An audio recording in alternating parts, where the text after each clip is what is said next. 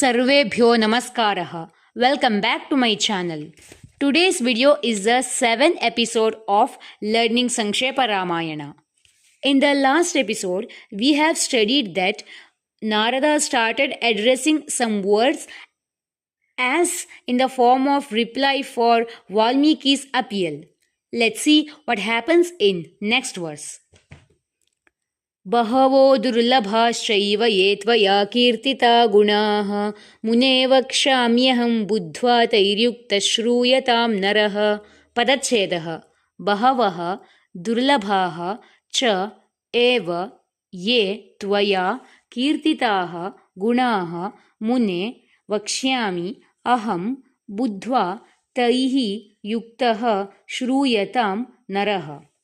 पदपरिचयः.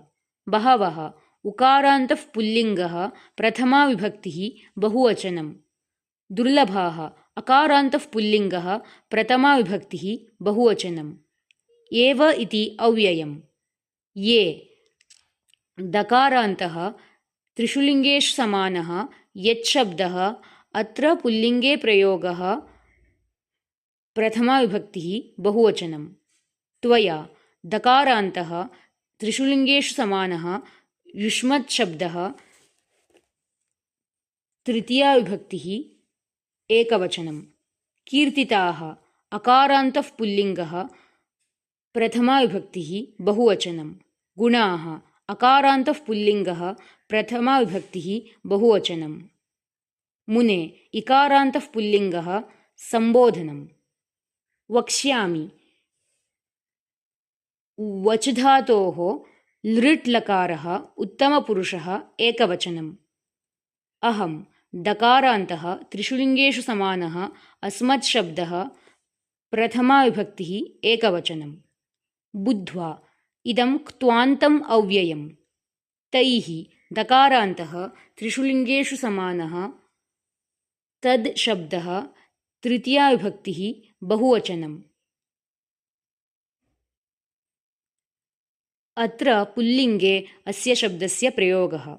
युक्तः अकारान्तः पुल्लिङ्गः प्रथमा विभक्तिः एकवचनं. श्रूयतां श्रूश्रवणे इति धातोः लोट् लकारः प्रथमपुरुषः एकवचनम्. अयं प्रयोगः कर्मणि प्रयोगः. नरः अकारान्तः पुल्लिङ्गः प्रथमा विभक्तिः एकवचनम्. व्याकरणांशाः. बहवः दुर्लभाः बहवो दुर्लभाः विसर्गसन्धिः. दुर्लभाः चैव दुर्लभाश्चैव अत्र विसर्गसन्धिः तथा श्चुत्वसन्धिः.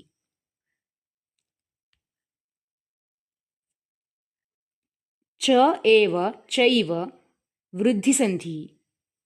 तैः युक्तः तैर्युक्तः विसर्गसन्धिः. वक्ष्यामि अहं वक्ष्याम्यहं यण् सन्धिः. कीर्तिताः गुणाः कीर्तिता गुणाः विसर्गसन्धिः. अस्मिन् श्लोके बुद्ध्वा युक्तः इति पदद्वयं कृदन्तं वर्तते. खण्डान्वयः.